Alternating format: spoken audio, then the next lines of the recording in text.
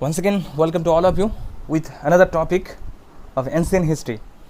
Ancient history আমরা শুরু করে শেষ পর্যন্ত পৌঁছেছিলাম জেনিজম বুদ্ধিজমের ভিডিওগুলো যারা দেখোনি তারা একবার দেখে নিও, যার কারণ আমি সব কিছুই ক্রোনোলজি মেনটেন করে পড়ানোর চেষ্টা করছি। তো আরও একবার বলে দেওয়ার চেষ্টা করছি প্রথম থেকে শুরু করে শেষ পর্যন্ত কোথায় গিয়ে পৌঁছেছিলাম। আর সবচেয়ে বড় বিষয় তোমাদেরকে বারবার করে একটা কথাই বলবো যে ক্রোনোলজি মেনটেন করার সাথে সাথে মোস্ট ইম্পর্ট্যান্ট ফিচার্সগুলো মাথায় রাখার চেষ্টা হবে। তার কারণ একটা ফিচার চেঞ্জ হওয়ার সাথে সাথে হিস্ট্রিক্যাল ব্যাকগ্রাউন্ড চেঞ্জ হয়ে যাচ্ছে। কী করে চেঞ্জ হচ্ছে এটা যদি মাথায় একবার ক্লিক করে automatically history will be more interesting. So তবু একবার বলার চেষ্টা করি, আমরা শুরু করেছিলাম অ্যানসিয়েন্ট হিস্ট্রির স্টোন এজ থেকে। যদি বলি স্টোন এজের বেশ কিছু এজের কথা বলেছিলাম। কী বলেছিলাম? পালিওলিথিক, মেসোলিথিক, নিওলিথিক, দেন চালকোলিথিক। এর মধ্যে বলেছিলাম পালিওলিথিক, মেসোলিথিক, নিওলিথিক। এর কী মোস্ট ইম্পর্ট্যান্ট ফিচার্স সেগুলো শুধু একবার মাথায় রাখার চেষ্টা করবে। দেখো, পালিওলিথিকের শেষ দিকে এবং মেসোলিথিকের প্রথম দিকে পেয়ে গেছি আমরা ডিসকাভারি অফ ফায়ার আবিষ্কারের ফলে কীভাবে চেঞ্জ হচ্ছে সমাজ ব্যবস্থা, তোমরা জাস্ট রিয়েলাইজেশন করো, বুঝতে পারবে। দেন মেসোলিথিক, যেখানে আমরা ফার্স্ট পেয়েছিলাম ডোমেস্টিকেশন অফ অ্যানিমালস পাওয়ার সাথে সাথে কী চেঞ্জ হচ্ছে জাস্ট রিয়েলাইজ। তোমাদের মেন্টালিটিগুলো একটু চেঞ্জ করতে হবে। Change in the sense the thinking process. আমি 100-200 বছর আগের কথা বলছি না, কয়েক হাজার বছর আগের কথা বলছি। যদি ভাবো যে 200 বছর পিছিয়ে গেলে কীরকম চেঞ্জ হতে পারে, আর সাপোজ যদি সেটাই 2-3 হাজার হয়, 2-3 হাজার তো নয়, কয়েক লাখ বছর আগের কথা বলছি। তাই নিয়ে জাস্ট ফিচার্সগুলো দেখার চেষ্টা করবে। দেন মেসোলিথিকে যেটা বললাম মোস্ট ইম্পর্টেন্ট ফিচার্স কী ছিল, যদি কালচারাল চেঞ্জ বলি তাহলে সেটা ছিল ডোমেস্টিকেশন অফ অ্যানিমালস। দেন চলে আসবো নিওলিথিকে কী ছিল মোস্ট ইম্পর্টেন্ট ফিচার্স এগ্রিকালচার। আর এগ্রিকালচার ডেভেলপমেন্ট হওয়ার জন্যই সমাজ ব্যবস্থা বলতে পারো নিউ রেভলিউশন এনে দিয়েছিল। তার কারণ এর আগেও বলেছিলাম যে টার্মটা Gordon Childe historian first time mention করেছিল, এবং এ থেকে একটা কোশ্চেনও এসেছিলো ইউপিএসসিতে যে Neolithic age was a revolutionary age. এটাকে কমেন্ট করে লিখতে হবে। কেন? তার কারণ এগ্রিকালচার ডেভেলপ হতে হতে কী ডেভেলপ হবে, এগ্রিকালচারের সঙ্গে কানেক্ট করে দেখো এগ্রিকালচার থেকে শুরু হয়েছে সারপ্লাস ইকোনমি। অর্থাৎ সারপ্লাস ইকোনমি মানে সেই ইকোনমিটাকে স্টোর করে রাখবে, অর্থাৎ মানুষের মধ্যে সেন্স চলে এসছে অলরেডি, সেটাকে স্টোর ফ্যাসিলিটি করে রাখতে হবে, অর্থাৎ এক্সপ্লোটেশনটাকে মাথায় অলরেডি চলে এসছে। তো এগ্রিকালচার থেকে এসছে পটারি সিস্টেম। এবার পটারি সিস্টেম যখনই আসছে তখনই মাথায় তোমাদের ক্লিক করা উচিত ভেরিয়াস টাইপের পটারির কথা বলেছিলাম। ফার্স্ট কী বলেছিলাম? OCP, ochre colour pottery. Then কী বলেছিলাম? PGW, painted grey ware pottery. Then NBPW. আশা করি সবার মাথায় আছে। যদি না থাকে প্রিভিয়াস ভিডিওগুলো একবার দেখে নেওয়ার চেষ্টা করো। মোস্ট ইম্পর্টেন্ট ফিচার্সগুলো যদি একবার মাথায় ঢুকে যায় automatically history will be more easiest subject and more interesting as well. তো আগেও বলি, এখনও বলছি, দেখো হিস্ট্রি পড়ার টেকনিকগুলো কীভাবে চেঞ্জ করবে। যখন আমরা পড়ছি অ্যাজ এ তো বোরিং সাবজেক্ট হিসেবে সবাই পড়ে থাকি সাধারণত, তার সাথে যদি ভাবো যে সবগুলো স্টোরি আকারে পড়ছি তো অটোমেটিক্যালি এটা আরও একটু ভালো লাগবে হয়তো, কারণ স্টোরিজ উইথ মেসেজেস। স্টোরি তো অবশ্যই, তার সাথে কিছু মেসেজও বহন করে রাখবে। আগে যখন যাবো সামনে আরও কিছু দেখতে পাবো। এনিওয়ে, তারপর দেখেছিলাম চালকোলিথিক এজে ফার্স্ট মেটাল এজ বলতে পারি। দেন এরপরে এসেছিলাম আইভিসি থেকে, অর্থাৎ Indas valley civilisation.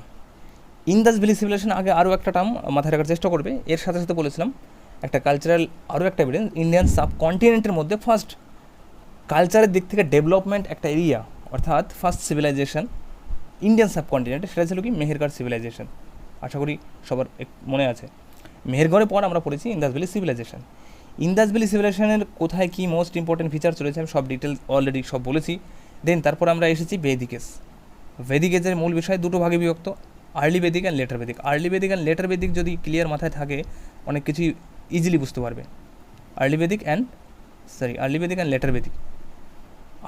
Letter বেদিকের different যেটা করিয়েছি সেটা একটু বারবার করে দেখবে, সেখান থেকে তোমাদের অলমোস্ট এই অ্যানসিয়েন্ট হিস্ট্রির ডিফিকাল্টিসগুলো ক্লিয়ার হয়ে যাবে। তার কারণ লেটার বেদিক থেকে শুরু হয়েছে ডিসকাভারি অফ আয়রন ডিসকাভারির জন্য কী হয়েছে, এগ্রিকালচারাল এরিয়াগুলো বেশি পেয়েছি আমরা। কীভাবে? কারণ কি, প্রথমে যখন আয়রন ডিসকাভারি হয়েছে তার জন্য ভেরিয়াস টাইপের ওয়েপেন্স তৈরি হবে, বিভিন্ন রকম অস্ত্র তৈরি হবে, তারপর সেটা দিয়ে কি জঙ্গল কাটা হবে, জঙ্গল কাটলে অর্থাৎ প্রথম দিকে ইনিশিয়াল আমাদের চাহিদা কী হতে পারে, এগ্রিকালচারাল প্রোডাক্টগুলো মোর ডেভেলপড হবে, এবং সেই ডেভেলপের সাথে সাথে ট্রেড অ্যান্ড কমার্স ডেভেলপ হবে, ট্রেড অ্যান্ড কমার্সের সাথে সাথে পলিটিক্যাল কালচার সব কিছু চেঞ্জ হবে। চেঞ্জগুলো কী করে হচ্ছে সেগুলো একটু দেখার চেষ্টা করবে। দেন এরপর আমরা পড়েছিলাম 16 মহাজনপদের কথা। 16 মহাজনপদ, 16 মহাজনপদ মোস্ট ইম্পর্টেন্ট, এবং 16 মহাজনপদের পরে আমরা দেখেছিলাম জৈনিজম অ্যান্ড বুদ্ধিজম। এবার জৈনিজম বুদ্ধিজমের সাথে আর কী কী কানেক্ট করতে পারি?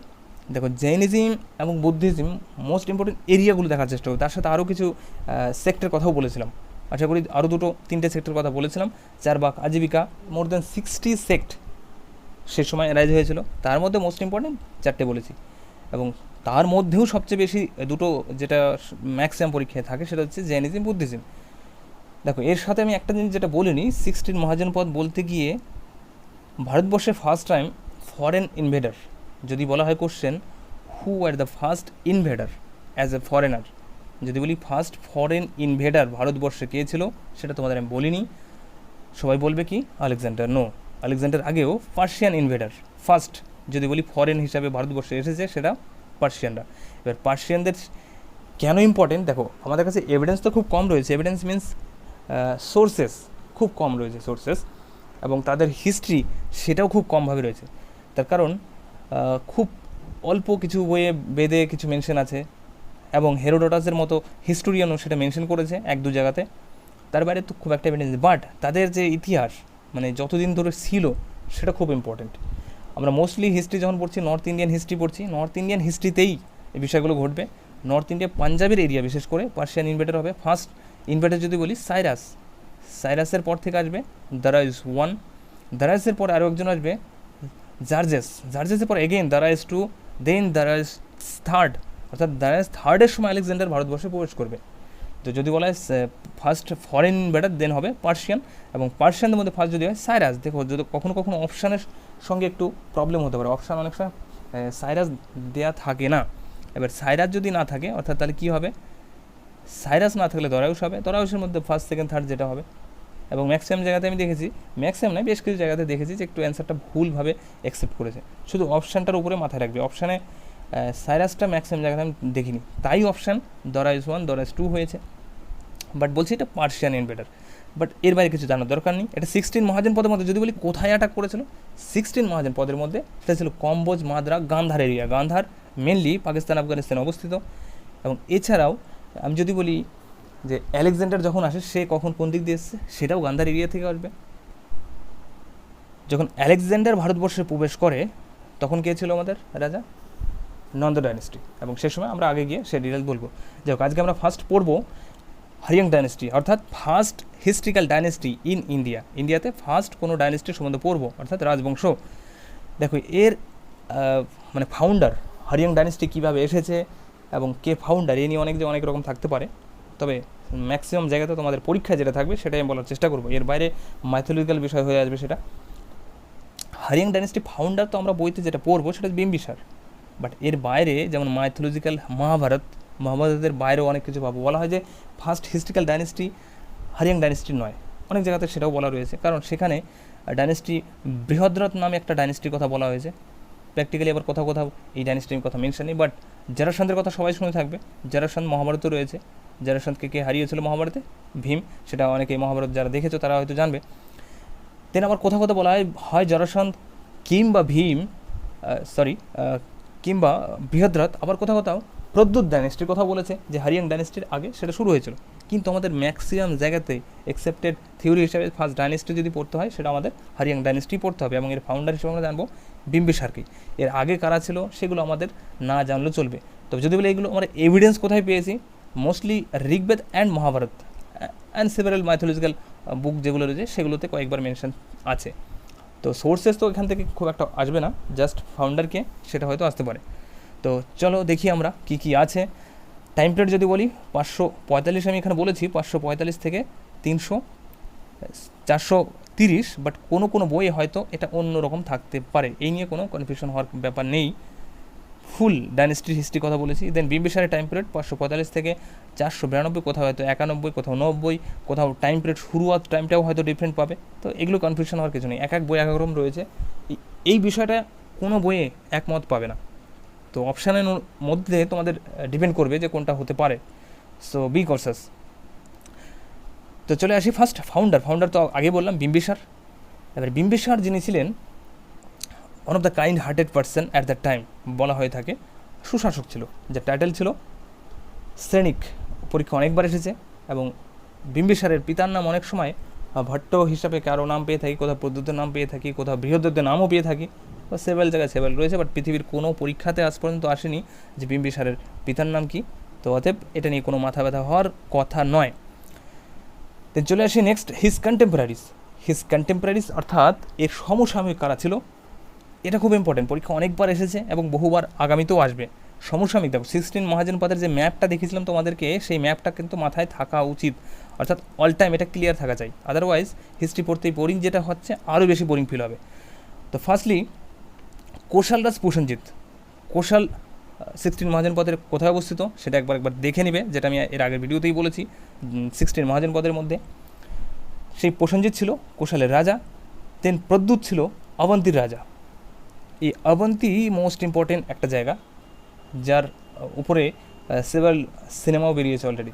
এর দুটো ক্যাপিটাল ছিল, তার মধ্যে একটা ছিল মহিষ্মতির পার্ট, মহিষ্মতির উপরে একটা সিনেমা হয়েছে বাহুবলী, তোমরা সবাই জানো। দেন এছাড়াও ছিল যেমন গৌতম বুদ্ধ আর মহাবীর। গৌতম বুদ্ধ এবং মহাবীর এই দুজন শুধু বিম্বিসারের কন্টেম্পোরারি নয়, অজাতশত্রুর কন্টেম্পোরারি, বাট ডিফারেন্স হচ্ছে অজাতশত্রুর সময় মারা যাবে। পরীক্ষায় তোমাদের এখান থেকে কোশ্চেন এটা হবে, এটা গ্যারান্টি যে গৌতম বুদ্ধ এবং মহাবীর কার কন্টেম্পোরারি। দুটোতেই অপশান থাকবে, মহাবীরও পাবে, বিম্বিসারও পাবে এবং অজাতশত্রুও পাবে। অজাতশত্রুকে বিম্বিসারের ছেলে, তবে পরীক্ষায় অলওয়েজ অ্যাকসেপ্টেড অ্যান্সার হবে সেটা বিম্বিসার। ওকে, কেন হবে সেটা তোমরা একটু রিয়েলাইজেশন করো, যার শুরুতে যার সময় থেকে পাচ্ছি আমরা সেটাই। দেন ক্যাপিটাল, এর সময় ক্যাপিটাল ছিল রাজগৃহ, আবার কোথাও কোথাও আদার নেম গৃহব্রজ হিসাবে বলা হয়ে থাকে। রাজগৃহ আর গৃহব্রজ একই। আবার কিছু কিছু জায়গায় বলে কোশ্চেন হতে পারে যে রাজগৃহ ফাউন্ডারকে, definitely Bimbisara. Name of the his physician নাম Jivaka, one of the greatest physician সে সময় ছিল। শুধু এই জীবকের নাম আমরা এই হিস্ট্রি বইতে নয়, এর বাইরেও সেভারাল মাইথোলজিক্যাল বইয়েও এই নামটা পেয়ে থাকি। Then he sent his royal physician to the kingdom of Avanti. অবন্তীতে তার ফিজিশিয়ান, এটা একটা ডিপ্লোম্যাটিক রিলেশনশিপ রাখার জন্য করা হয়েছিল। বলা হয় অবন্তীর রাজা ছিল প্রদ্যুৎ, সে ইলনেসে ভুগছিল, অর্থাৎ অসুস্থতায় ভুগছে, এবং তাকে সুস্থ করার জন্য, এটা একটা বাহানা মাত্র বেসিক্যালি, সুস্থ করার জন্য তার ফিজিশিয়ানকে পাঠানো ছিল। আর ফিজিশিয়ান জীবক ওটা সেই সময়ের জন্য ইন্ডিয়া ফেমাস, এবং তার লেখা বেশ কিছু সেভারাল স্টোরি, গল্প পাবে, অনেক গল্প জীবককে নিয়ে। অনেক হয়তো উপন্যাস লিখতে গিয়েও জীবকের নাম অনেক সময় মেনশন ঠাট্টা করেও বলতে পারে, তার কারণ এর ফেমাসনেস পৃথিবীর সবাই অলমোস্ট সব ফিলোসফারই জেনে থাকে। তো সেই প্রদ্যুৎকে ঠিক করার জন্য অবন্তীকে পাঠিয়েছিল, আর যথাযথই যদি ঠিক হয় তো রাজার কর্তব্য যেটা হয় স্যারেন্ডার, স্বাভাবিক। এরপর থেকে আর কোনো রকম অবন্তীর সাথে প্রবলেম হবে না, অবন্তীর সাথে রিলেশনশিপ ধীরে ধীরে ভালো হতে হবে। দেখো মেন ফাংশন আমরা বলছি মগধকে কেন্দ্র করে আমরা হিস্ট্রি পড়ছি, অর্থাৎ ওভারঅল মগধ হবে মোস্ট পাওয়ারফুল। কেন মগধ মোস্ট পাওয়ারফুল হবে এটা আমি মৌর্য ডাইনেস্টির সময় গিয়ে আর একটু ডিটেলস বলবো। এবার মগধের সাথে সব ধীরে ধীরে মিশে যাবে, যতগুলো আমরা 16 মহাজনপদ পড়েছি, যতগুলো 16 তার প্রত্যেকটাই অলমোস্ট মগধের সাথে সাবমার্জ হয়ে যাবে। বাট কার সময় কে মার্জ হচ্ছে জাস্ট এটা মাথায় রাখার চেষ্টা করবে। Anyway next, Bimbisara donated Benuban two Buddhist মঙ্কস। Benuban, সেই বেনুবন ইউপি বিহারের এরিয়াতে অবস্থিত, সেটা বুদ্ধিস্ট মঙ্কদেরকে ডোনেট করেছিল, অর্থাৎ দান করেছিল। এবার যদি বলা হয় বিম্বিসার কোন ধর্মের ফলোয়ার ছিল, ইটস এ ডিফিকাল্ট কোশ্চেন। বলা হয় গৌতম বুদ্ধের কাছে দুজন, বিম্বিসারও গিয়েছিল এবং অজাতশত্রু গিয়েছিল, তবে সেটা ধর্ম অ্যাকসেপ্ট করার জন্য নয়। অনেক জায়গায় বলা হয় যে বেসিক্যালি তার মনের আশা পূরণ করতে গিয়েছিল, অর্থাৎ রাজ্য বিজয় কী করে করব। যেমন ছোট্ট একটা স্টোরি আবুস্ট্রি পাবো, অজাতশত্রুর সময় গিয়ে আমরা বলছি সেটা। Okay, he got Kashi village as dowry, অর্থাৎ কৌশলরাজ প্রসেনজিৎ, যার নাম একটু আগে আমরা বললাম কন্টেম্পোরারি ছিল। এই কৌশলরাজ অর্থাৎ কৌশল ছিল সে সময় মোস্ট ইম্পর্টেন্ট এরিয়া, এবং এটাকে জেতার স্বপ্ন তার আগে থেকে ছিল। আর যখনই ম্যাট্রিমোনিয়াল অ্যালায়েন্সেসে বন্ধন হয়ে যাবে, অর্থাৎ বিবাহ বন্ধনে আবদ্ধ হয়ে যাবে, অটোমেটিক্যালি তাদের সঙ্গে রিলেশন ভালো হবে আর সেই এরিয়াটাকে ক্যাপচার অটোমেটিক বলা। কিন্তু তা সত্ত্বেও যেটা ভেবেছিল যে হয়তো কৌশলের উপর আধিপত্য বিস্তার করতে পারবে, কিন্তু সেটা হয় না। তার কারণ প্রসেনজিৎও ছিল যথেষ্ট চতুর ব্যক্তি। বাট কিছুটা আশা পূরণ হয়, যেমন কাশী ভিলেজটা অ্যাজ এ ডাউরি হিসাবে পেয়ে যাবে। তাছাড়াও প্রসেনজিতের সাথে সম্পর্ক যেটাই হোক, কৌশলরাজ প্রসেনজিৎ যেটা বললাম, এবং তার সিস্টারের সাথে যে বিয়ে করবে, তারপরেও যে সমাধান হবে তা নয়, কারণ বিম্বিসারের চাহিদা অন্যরকম ছিল।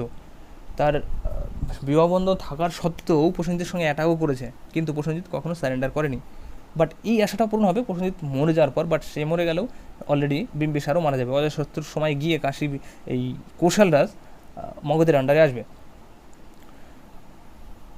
দেন হি অ্যানেক্সড অঙ্গ রাজ্য জয় করেছিল সেই সময়, আর অঙ্গের ক্যাপিটাল গিয়েছিল চম্পা, অলরেডি ডিসকাস করেছি 16 মহাজন পদের সময়। এবং বিম্বিসারের বেশ কিছু ওয়াইফস ছিল, অর্থাৎ কোনো ঐতিহাসিক কিংবা কোনো বইয়ে হয়তো মেনশন করে থাকে যে বিম্বিসারের হয়তো মোর দ্যান 100 ওয়াইফ ছিল, কোথাও টাইপ অফ লাদেন্স বলতে পারো, লাদেনেরও মোর দ্যান 100 ওয়াইফ ছিল, বাট এটা এক্সাজারেশন করে বলা হয়েছে। It is not possible at the time. হ্যাঁ, হতে পারে এর থেকে বেশি ছিল, যেগুলো আমাদের কাছে সোর্স নেই, বাট যেগুলো সোর্সে রয়েছে সেইগুলোর মধ্যেই রয়েছে যেমন এই তিনটে কী ফার্স্ট কোশাল দেবী কোথাকার ছিল? কোশাল রাজ, সিম্পলি বললাম একটু আগে, প্রসেনজিৎ যেখানকার রাজা, বিহারের উপরে অবস্থিত। দেন চেল্লেনা কোথাকার ছিল? চেল্লেনা বেসিক্যালি লিচ্ছবি ডাইনেস্টি, যেটা আমরা পড়ে থাকি। চেতাক চেল্লেনা লিচ্ছবির রাজা ছিল, চেতাকের কিং ছিল, অর্থাৎ চেল্লেনা বৈশালী এরিয়ার। দেন সেমা অর্থাৎ পাঞ্জাব এরিয়ার, দিস ইজ ফ্রম পাঞ্জাব। এবং মোস্টলি বলা হয় যে অজাতশত্রু চেল্লানার ছেলে, আবার কোথাও বিদেহার নামও পেয়ে থাকে, বাট মোস্টলি এই চেল্লানার হিসাবেই থাকবে, এর তরফ থেকে অজাতশত্রু আসবে। বাট একটা জিনিস ফিচার্স ক্লিয়ার থাকবে যে প্রত্যেকটা ডাইনেস্টি অলমোস্ট তার প্যাট্রিসাইডের শিকার হবে। প্যাট্রিসাইড অর্থাৎ প্রত্যেকের বাবাকে হত্যা করে রাজা হওয়ার প্ল্যানিং যেটা হবে।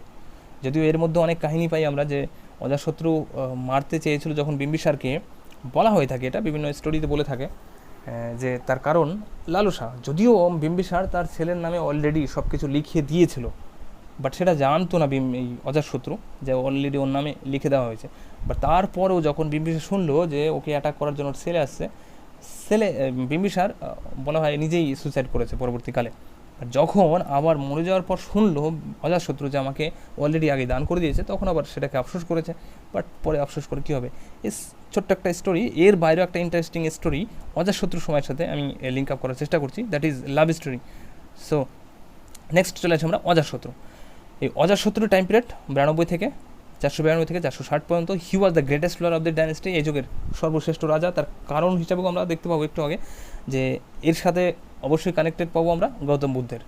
এবার গৌতম বুদ্ধের সাথে একটা ভালো ইন্টারেস্টিং স্টোরির মধ্যে, গৌতম বুদ্ধের কাছে যখন যাবে সেটা রাজ্য লালসার জন্যই অবশ্যই, বলবে যে আমি বৈশালী এরিয়াটাকে আমি কী করে কাছে জব্দ করতে পারবো, অর্থাৎ আমার আন্ডারে আনতে পারবো।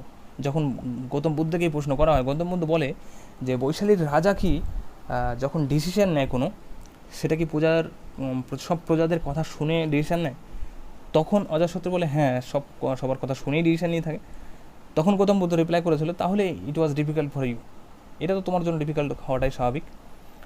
তো তখন বলেছিল যে কী করতে পারি, বলছে এটাই ইউনিটি যেখানে রয়েছে সেখানে তোমার কিছু করার নেই, তবে একটাই অপশান, যেদিন ইউনিটি ভাঙবে সেদিন তোমার হাতেই থাকবে। তো পরবর্তীকালে বলা হয় এটা সাকসেসও হয়েছিল পরবর্তীকালে, বাট সেটা বহু পরে টাইমে গিয়ে।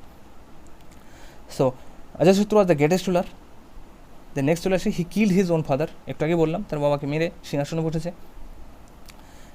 অ্যান্ড টাইটেল কুনিক, দেখো কুনিক অ্যান্ড শ্রেণিক এ দুটো কনফিউজিং টাইটেল পরীক্ষা অনেকবার এসেছে। কুনিক টাইটেল অজাতশত্রুর এবং শ্রেণিক টাইটেল সেটা হচ্ছে বিম্বিসারের। অ্যান্ড পিএম ছিল দুজন ব্যক্তি, একজন সুনীত আর একজন বর্ষাকর।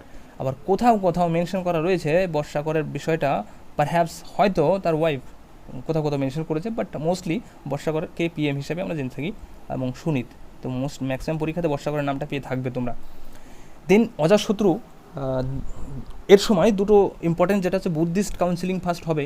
ইভেন তার মানে এই নয় যে জৈনিজমের প্রতি তার হেট্রেড কিংবা ঘৃণা ছিল, দুটো ধর্মকেই সমানভাবেই করেছিল। তার মধ্যে যদি বলা হয় বেস্ট মানে বেশি প্রিফার করেছে তাহলে সেটা ছিল বুদ্ধিজম, বাট দুটোই কন্টেম্পোরারি, এটা মাথায় রাখবে। এবং ফার্স্ট বুদ্ধিস্ট কাউন্সিল কোথায় হয়েছিল, কী হয়েছিল, হয়তো সবই তোমাদের বলা হয়ে গেছে অলরেডি, আমি এই ডিটেলসে কিছু বলছি না। দেন হি ম্যারেড ভাগিরা, ডটার অফ প্রসেনজিৎ। দেখো প্রসেনজিতের সিস্টারের সাথে বিয়ে হয়েছিল কার? সেটা ছিল বিম্বিসারের, অর্থাৎ প্রসেনজিতের সিস্টারের সাথে বিয়ে করেছে, মানে ওর বাবা, এবং তার মেয়ের সাথে বিয়ে করছে প্রসেনজিৎ। সম্পর্কে কী হবে তোমরা ক্লিয়ার বুঝতেই পারছো, বাকি ডিটেলস আমার বলার প্রয়োজন নেই। দেন চলে আসি, he introduce two important weapons most important weapons, এটা তোমরা হয়তো বাহুবলী সিনেমাতেও দেখে থাকবে, মহাশিলা কণ্টক অ্যান্ড রথ মুসল। মহাশিলা কণ্টক মানে একটা পাথরের সাথে অলমোস্ট বিভিন্ন কাঁটা জাতীয় সিস্টেমেটিক ওয়েতে, যেটা অনেক দূরে ছুড়ে দেওয়ার সিস্টেম যেটা, এবং রথ মুসল একটা রথ টাইপের, সামনের দিকে ব্লেড লাগানো থাকবে এবং ঘোড়ার যেদিক দিয়ে যাবে সে গাড়িটা রথটা সেদিক দিয়ে সবাইকে কাটতে কাটতে চলে যাবে। এই টাইপের হয়তো ওই বাহুবলী সিনেমা তো দেখিয়েছে, তোমরা একবার একটু খেয়াল করে দেখবে। দেন চলে আসি, he made alliances with 36 states, আশেপাশে যত স্টেট ছিল অলমোস্ট বলা হয় মোর দ্যান 36, কোথাও কোথাও মেনশন আছে, অ্যালায়েন্স করেছিল। অ্যালায়েন্স কি, ম্যাট্রিমোনিয়াল অ্যালায়েন্স হতে পারে, ডিপ্লোম্যাটিক অ্যালায়েন্সেস হতে পারে রাজ্য বিজয়ের জন্য, মোস্টলি 36ই মাথায় রাখো, আর এর বাইরে কিছু দরকার হবে না। অ্যান্ড দেন চলে আসি লাভ স্টোরি গল্প, একটু আগে আমরা যেটা বলতে চেয়েছি সেটা হচ্ছে আম্রপলি। আম্রপলি দেখো প্রেজেন্টে তোমরা এটা তো জানবে যে most sweetest mangoes in India, one of them sweetest, that is Amrapali. প্রেজেন্টে সবসময় হয়তো সারা বছর পাওয়া যায় এই আমটা, এটা একটা মাথায় রাখবে, সারা বছর আম্রপলি পাওয়া যায়, বিভিন্ন সেভারেল যত ম্যাঙ্গো রয়েছে সেগুলো পাবে না। আম্রপলি যার জন্ম আম গাছের নিচে হয়েছে বলেই সেই গাছটার নাম রাখা হয়েছিল আম্রপলি, এটা বলা হয়ে থাকে ইতিহাসে। এবং সে ছিল তার court dancer Amrapali. She was most famous type of prostitute বলতে পারো, বাট ফেমাস শব্দটা বলছি কারণ ইট ওয়াজ টাইপ অফ পজিটিভ ওয়ার্ড। সেই যুগের অন অফ দ্য, অর্থাৎ এই প্রেজেন্টে যদি বলো যে মিস ওয়ার্ল্ড, মিস আর্থ, যা কিছু বলো, সেই সময়ের জন্য ওয়ান অফ দ্য বেস্ট। তার কারণ প্রত্যেকটা ব্যক্তি সেই সময় যেন নাকি এর জন্য পাগল ছিল, এতটাই পাগল ছিল যে বিম্বিসার পর্যন্ত নিজের রাজ্য থেকে লুকিয়ে যেত এই আম্রপলিকে দেখার জন্য। বৈশালীর ছিল ব্যক্তি, বৈশালীর এই আম্রপলি, তাকে দেখার জন্য। এবং বৈশালীর সাথে প্রথমত মগধের ভালো সম্পর্ক ছিল না, প্রথমত নয় মোস্টলি তাদের সাথে ভালো সম্পর্ক ছিল না, অলওয়েজ একটু প্রবলেম হতো, যে কারণে রাজার বেশে নয় ছদ্মবেশে যেত দেখা করতে। এবং ছদ্মবেশে দেখা করতে গিয়ে লাস্টে যখন নিজের পরিচয় দিয়েছিল আম্রপলির কাছে, তো আম্রপলিও জানে পৃথিবীর যে কোনো কেউ ওর জন্য ফিদা, এটা নর্মাল সেন্স। তো যখন শুনেছে রাজা, সাপোজ মানে নর্মাল ব্যাপার, প্রেম তো হওয়াটাই স্বাভাবিক ছিল, বাট সেটা বিম্বিসারের সময় সার্থক না হওয়ার জন্য পরবর্তীকালে অজাতশত্রুর সময় গিয়ে সার্থক হয়, অর্থাৎ অজাতশত্রুর সময় এটা কোর্ট পোয়েট হিসাবে, কোর্ট ড্যান্সার হিসাবে পরিণত হয়ে যাবে। এই আম্রপলির সাথে আরেকটা ইন্টারেস্টিং ফ্যাক্ট, যেটা গৌতম বুদ্ধের রিলেটেড। গৌতম বুদ্ধের বেশ কিছু শিষ্য এবং গৌতম বুদ্ধ যাচ্ছিল ভিক্ষা নিতে বৈশালীতে, এবং যাওয়ার পথে আম্রপলিকে দেখে সবাই শান্ত ফিদা হয়, বাট আম্রপলি একমাত্র যে নাকি গৌতম বুদ্ধের সঙ্গে ছিল একজন সন্ন্যাসী, তাকে দেখে ফিদা হয়েছিল এবং তার সহিত থাকারও প্ল্যানিং করেছিল।